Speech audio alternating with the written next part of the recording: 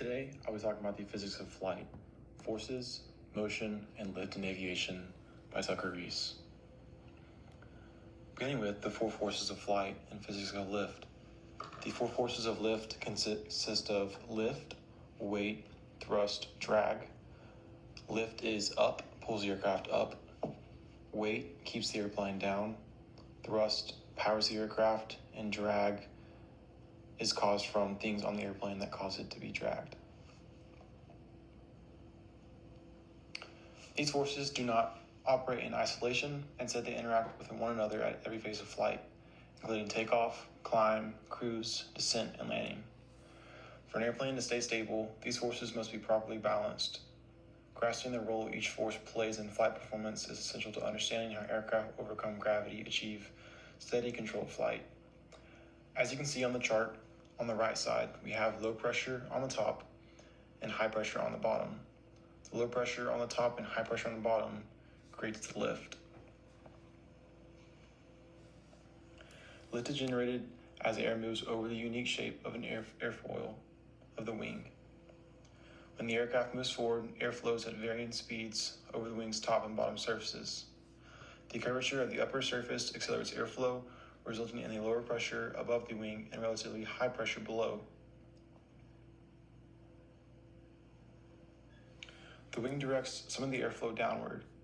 Newton's third law explains that this downward momentum shift creates an equal and opposite reaction force, further contributing to lift. Both of these aerodynamic effects enable sustained flight for smooth operations.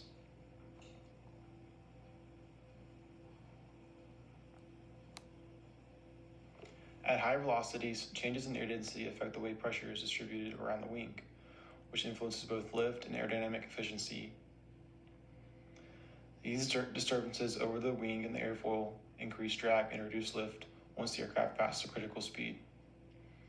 Two things to consider when taking off an aircraft is the weight of the aircraft to make sure that you are at your aircraft weight, thrust to make sure you can generate enough thrust to take off, and drag, not enough wind for you to take off.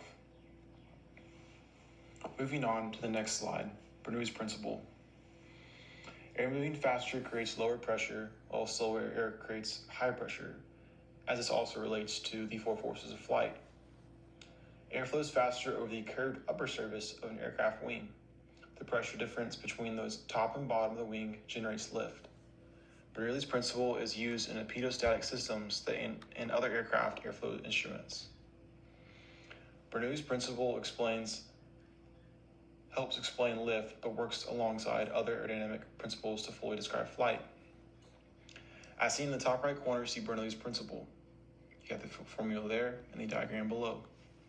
On the bottom left, we have the airfoil, we have the lift on top, we have the high speed and reduced pressure on top of the airfoil of the wing, and the low speed increased pressure on the bottom of the wing. And the result of that is lift, but you also have drag as a side effect. To the right, bottom right, we have an example from examples.com of Bernoulli's principle. Higher pressure, lower speed before it enters the venturi tube. As it goes through the narrow point of the venturi tube, you have lower pressure and higher speed. Higher pressure and low speed as a result at the end. Bernoulli's principle is commonly cited to explain how airplanes achieve lift. It explains how the velocity of a moving fluid is adversely related to the pressure it exerts. Simply put, as the fluid speed increases, its pressure decreases, as seen as on the presentation. Air, acting as a fluid, follows the same rule. When an airplane moves forward, air speeds up as it flows over the wing's curved top, resulting in lower pressure above the wing than below it. While Bernoulli's principle accurately links pressure and velocity, it does not fully explain how aircraft achieves flight. Studies of aerodynamic lift reveal that pressure differences across the wing result from several physical processes working together, not just a single law. Modern aerodynamic studies have built on Bernoulli's theory by incorporating Newton's laws and computational fluid dynamics. Although Bernoulli's principle remains crucial to understanding how pressure differences rise, modern theory explains lift as the combined result of pressure patterns air acceleration, wing shape, and Newton's mechanics. The next slide will be Newton's third law and units of measurement. Newton's third law, every action force has an equal and opposite reaction force. Aircraft wings push air downward, the air pushes the wing upward, creating lift.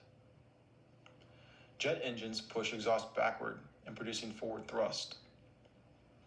Action and reaction forces act on different objects, not the same object. As seen in the bottom left corner of the presentation, the slide, we have a picture from NASA. It's Newton's third law applied to aerodynamics from the Glenn Research Center. We have the full deflected up, as seen, and the full deflected down of the airfoil. As seen in the bottom of that description, we have the engine pushed forward and the flow pushed backward in a jet turbine system. And also, for a third example, we have the ball deflected up and the flow deflected down of Newton's third law of a spinning ball. Units of measurement is very important in physics, as we've learned this summer so far. As it relates to aviation, speed measures how fast an aircraft is moving. Velocity includes both speed and direction. Acceleration measures how quickly velocity changes, and pilots use these measurements to ensure safe takeoff, climbs, descents, and turns.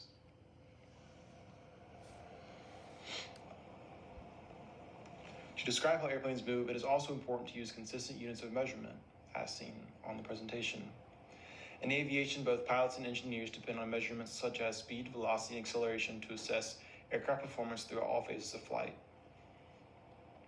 Pilots must constantly evaluate these vector relationships to ensure they stay on course and travel safely between destinations and adhere to ATC procedures.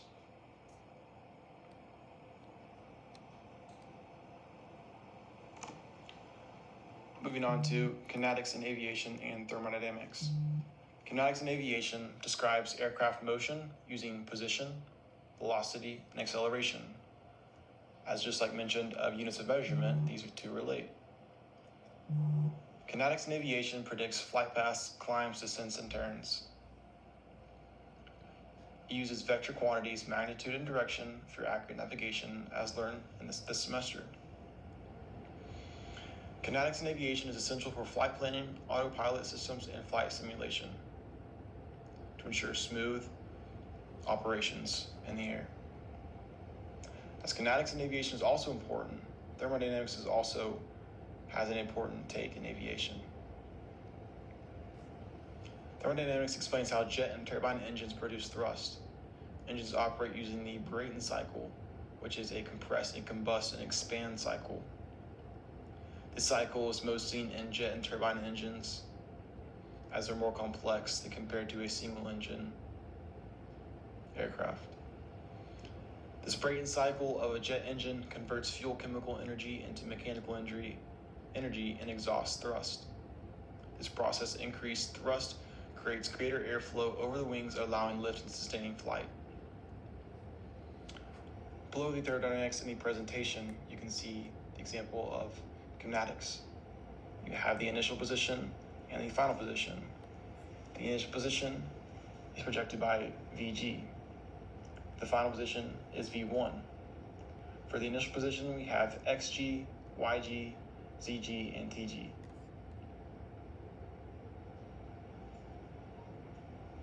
For the final position, we have x1, y1, z1, and t1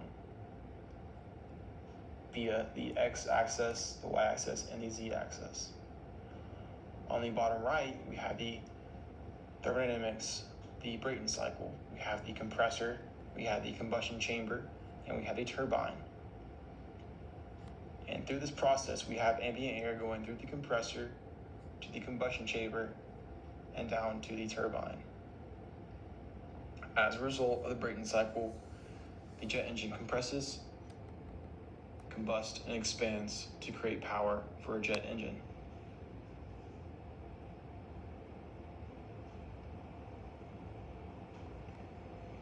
To wrap this presentation up, as a conclusion, physics, as we know, is the foundation of modern aviation and safe aircraft operation. The four forces of flight, Bernoulli's principle, Newton's third law, kinematics, and thermodynamics all work together to enable flight and smooth operation. Understanding these principles improves aircraft performance, safety, and efficiency in a growing economy. Physics continues to drive innovations in fuel efficiency, propulsion systems, and autonomous flight. A strong understanding of physics helps pilots and engineers build the future of aviation, for it has much room to grow. After completing this project, I have learned more about physics and how I can apply it to my aviation career and in the cockpit at MTSU, and as well as a professional pilot and a future NetJets first officer and captain. Thanks for watching.